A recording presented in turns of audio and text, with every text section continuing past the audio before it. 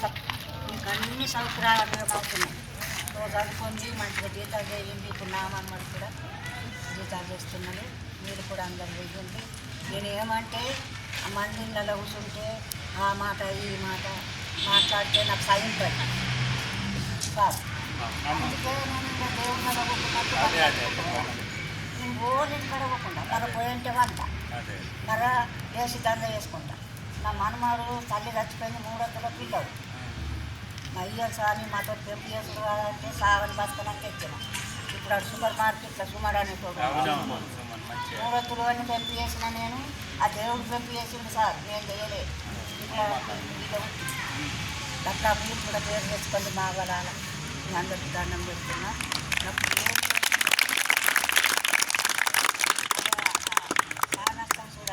మాట మోసం చేస్తారు. వాళ్ళ ఇంటికి పని వేసుకొని లగ్గం చేసుకున్నాను.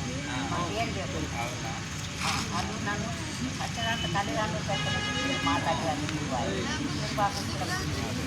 ఇక అక్కడికి వెళ్ళేందులో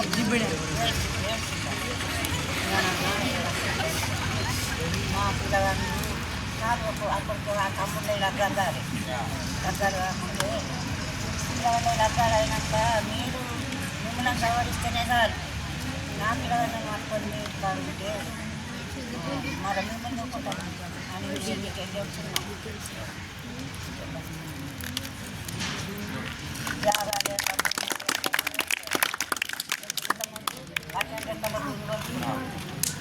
మీకు అందరికీ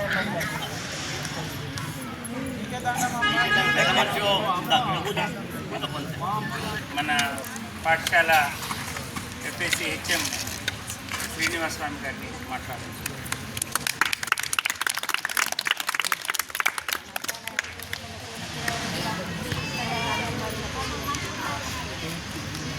ఈరోజు మన పాఠశాలలో అంతర్జాతీయ మహిళా దినోత్సవం సందర్భంగా షటిల్ పోటీలు, అదేవిధంగా మంచి విద్యార్థులు దాదాపు 20 మంది విద్యార్థులు డ్రాయింగ్ వేయడం జరిగింది. వారికి మరియు అందరికీ ఈరోజు శుభాకాంక్షలు చెప్తున్న విద్యార్థులందరికీ. ఇంతకుముందు ఉపన్యాసం ఇచ్చినటువంటి మన విద్యార్థులు కూడా మహిళలు అన్ని రంగాల్లో ముందున్నారు. ముందు లేరని చెప్పడానికి లేదు. నింగి నేల అన్ని రంగాల్లో ప్రతి ఒక రంగంలో మంచి ప్రతిభ కనబరుస్తున్నారు.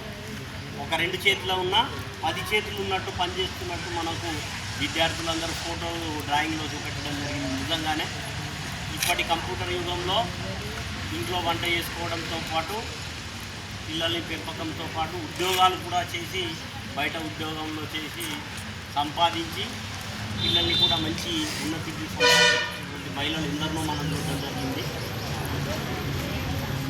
ప్రతి మగవాడి వెనుక ఆడది అనేటువంటిది, ఆడవాళ్ళు ఉంటారు అనేటువంటిది ఒక సామెత ఉంది. అది వాస్తవంగా నిజమే. ప్రతి మగవాడి వెనుక ప్రతి దాంట్లో అందులో ముఖ్యంగా చెప్పుకోవచ్చు, మాతృమూర్తిగా చెప్పాలంటే మా అమ్మ గారు చనిపోయి దాదాపుగా 12 సంవత్సరాలు అవుతుంది. కానీ ఇప్పటికీ నా జీవితంలో తల్లి లేని లోటు బాగా చాలాసార్లు అనిపిస్తుంది. ఎందుకంటే నన్ను చిన్న కొడుకుగా అనుకోండి చాలా గారాభంగా పెంచినటువంటి తల్లి, చాలా అంటే చాలా, ఆమె ఈరోజు లేదు అని చెప్పుకోవడానికి చాలా బాధాకరమైనటువంటి విషయం. ఇదేమైనా జీవితంలో మంచి విషయాలు చెప్పినటువంటి మా తల్లి ఈరోజు జ్ఞాపకం చేసుకుంటున్నాను. అందరు తల్లులు కూడా ఎక్కడైనా ఏ తల్లి అనేటువంటి చెడ్డ తల్లి ఉండదు. తల్లి తను తినకున్నా, తనకు అన్నం లేకున్నా కొడుకు పెడుతుంది, బిడ్డకు పెడుతుంది, కానీ తను ఉపవాసం ఉంటుంది. ఆ తల్లి అట్లాంటి చెడ్డ తల్లి అనేటువంటి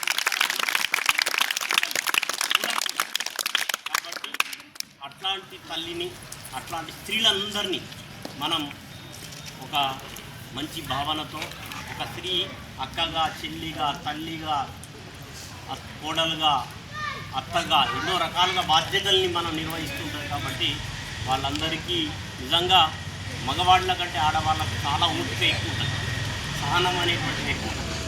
మన పిల్లలు కూడా మన పాఠశాలలో కూడా చాలా మటుకు ఏ ప్రోగ్రాం అయినా అమ్మాయిలే పాల్గొంటున్నారు. అబ్బాయిలకు చాలాసార్లు అన్నా, ఇప్పుడు కూడా అదే అంటున్నా. కాబట్టి అబ్బాయిలు కూడా పోటీ పడాలా. అమ్మాయిలందరూ మంచి చదువుకొని, అమ్మ చెప్పినప్పుడు చూశాను, అమ్మను కూడా 13 ఏళ్ళ నుంచి చూస్తున్నా. రోజు మన బడికి ఇంకా మేమన్నా రామేసుకున్న అమ్మ రోజు బడికి బయట ఇంకా మాట్లాడుకోవచ్చు కానీ నాకు అవన్నీ నచ్చాయి.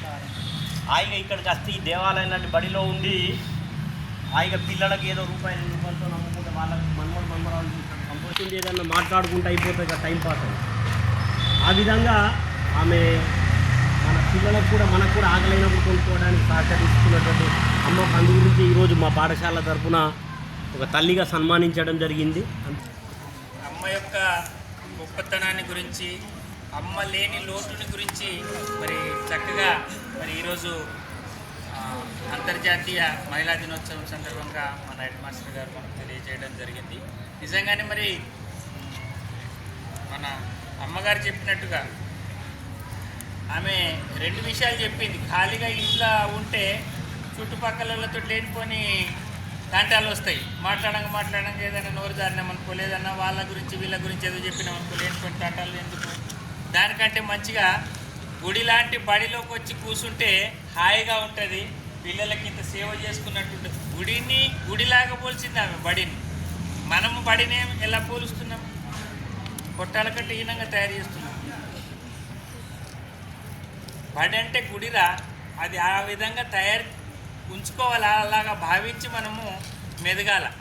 సో మరి ఈరోజు జరిగినటువంటి పోటీల్లో బ్యాడ్మింటన్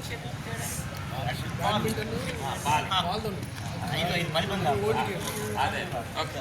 సో షటిల్ పోటీల్లో సీనియర్ విభాగంలో విజేతలైనటువంటి హరిణి అండ్ టీమ్ రావాల్సింది ఫస్ట్ ప్రైజ్.